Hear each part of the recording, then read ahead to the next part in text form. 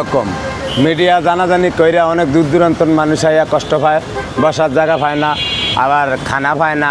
ছোটো ছিলাম, আমার মায়ের গার্মেন্টসে থিয়া যাইতো, আমি পাক শাক করে রাখতাম লাকড়ির চুলা দিয়া বস্তির ভিতরে, আগারগাঁও বস্তি বাজারের পিছনে। 90-তে আমি আগারগাঁও বস্তি ছিলাম আমার মার লগে। আমার মায়ের গার্মেন্টসে চাকরি করতাম, আমরা ছোটো ছিলাম, আমরা পাক শাক করে খাইতাম। এখান থেকে আমার অভিজ্ঞতা। আগে আমি দেশে কাঁচামাল বেচতাম, চাঁদপুর ডিস্ট্রিক্ট আমার বাড়ি, হাইনচর থানা। এখানে এই দোকানটা কেন? আমি এখানে কাঁচামাল বেচি এই সিস্টেমেই, যেমন কাঁচামাল আইনা থুইতাম মেল্লা, আর কোনটা কত মানুষের কয়া দিতাম, বালতি মাইদা হালাইতাম, ফাল্লাত 4-5টা মেল্লা থুইতাম, মানুষের মাইপা টিয়ে এমনি হালাইতো। যেমন 15-20 জন লোক আইলে আমি কয়জন লোকের কথা কমু, 3-4 জনের মেকআপ দিতে পারতাম, আর মানুষ পারতাম না। লিখে কইতাম এটা এত নিজে মাইপা নিয়ে টিয়ে এটার ভিতরে হালান, সবাই এমনি হালাইতো। তখন দেখছি যে আমার সব কিছু ঠিক আছে, একটু ব্যয় কমাইয়ে, তারপরেও আমি বেজান না। টাকা আওয়ার পরে এনে একজনে ভ্যান গাড়ি করে বাদ ব্যস্ত, আমি রিক্সার কাম করতাম 1000-1200 পাইতাম। ওই বেড়ির এনে আমিও খাইতাম। CNG driver, van driver, motor লাইনের অনেক মানুষ খাইতো। উনি না আসার কারণে আমার আয়া জ্বালাইতো, জিগাইতো, আমিও গিয়ে দূরে খাইতে হইতো। পাশে ডাস্টবিন আছে, দেই যে লাকড়ি হইয়া রয়েছে। পরে আমার মাথায় আইডিয়া এলো যে গ্রামে তো আমাকে লাকড়ি দিয়ে ভাগ করে, আমি এনে একটা চুলা খুলে দেই কি অবস্থা। 3 কেজি চাল ভাগ করছি, আর সেদিন আধা ঘন্টায় শেষ। পরের দিন 6 কেজি হাওয়া দিই শেষ, হেরোর 9 কেজি, হেরোরও শেষ। এমন করতে করতে আমার 25 কেজি চাল যাইতো। 25 কেজি পর্যন্ত যাওয়া পর্যন্ত আমি ভালোই আছিলাম। 25 কেজির পরে অনেক 26 কেজি খারাপ হয়েছে, আর আমার খুব কষ্ট হইতেছে। যেমন আমার হাড়ি পাতিল নাই, বসার জায়গা নাই, এগুলি সব আমি লাকড়িতে লইয়া লইছি, খালি এই পাতিল 2টা কিনা লইছি। এর না আমার ব্যয় রকম মিডিয়া জানাজানি কইরা অনেক দূর দূরান্তর মানুষ আইয়া কষ্ট পায়, বসার জায়গা পায় না, আবার খানা পায় না, আয়া শেষ হইয়া যায়, মনে অনেক কষ্ট পাওয়া যায়। তারপরেও আমার দেয় 80-80 যায়, গেলে লাভ কি, ভিতরে তো আর কষ্টটা দেখা যায়। মিডিয়া জানে আমার আরও ক্ষতি হয়েছে, লাভ হয় না। যেমন আমি একজনের বসার জায়গা দিতে পারি না, একজনের আইডে খাওয়াইতে পারি না, একজনের রাগ দিলে এই বেটা শেষ হয়ে গেছে, এটাকে মন খারাপ করে জায়গা, এজন্য আমি অসন্তুষ্ট। সবাই তো সবার কাম করে, কেউ তো আর আমার কথা কয় না। আমার এনে ব্যয় কম, আমি দেশে কিস্তি মিস্তি উঠি অনেক জ্বালায় আছি। অঞ্জন নগদে 2টা ভাইলা কিনবো, 2-4 হাজার টাকা খরচ করিয়া, সেই ক্ষমতা আমার নাই। আমার কিস্তি লিয়ে অনেক ফেরা আছি, ছোটো 2টা বাচ্চা আছে, আমার সংসার কেউ নাই, আমি একাই।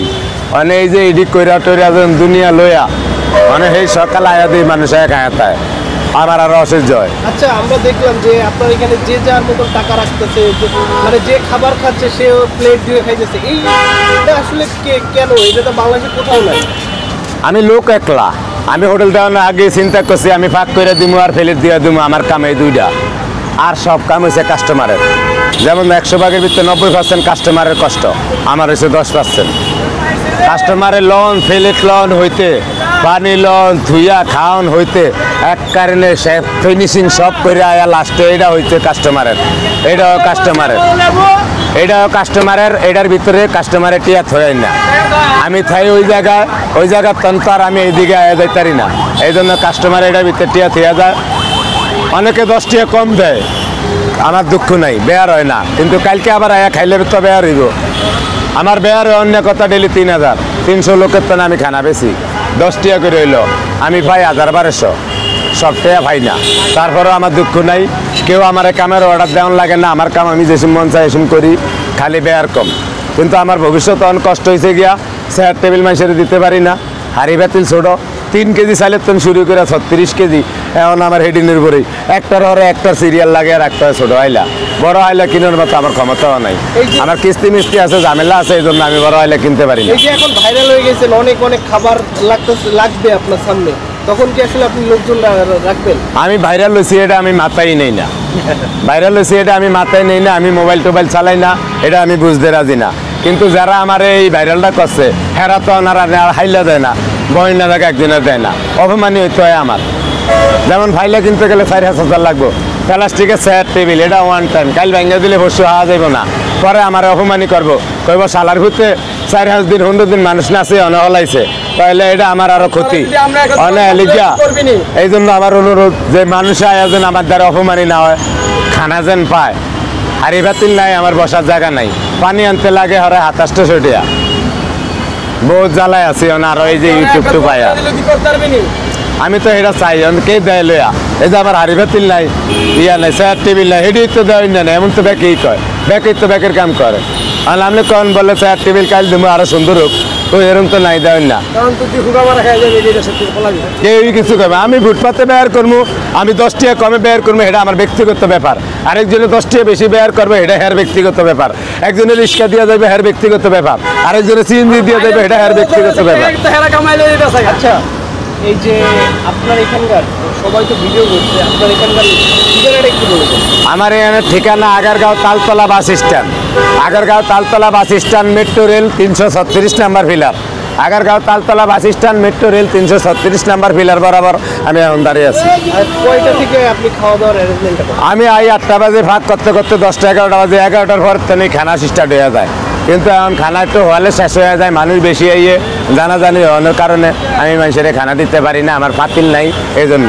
আচ্ছা, আপনার যে পরিমাণ লাভ হওয়ার কথা সেই পরিমাণ কিন্তু লাভ হইতেছে না, না মানে অনেকে টাকা না দেয়, এটা আপনি দেখেন না?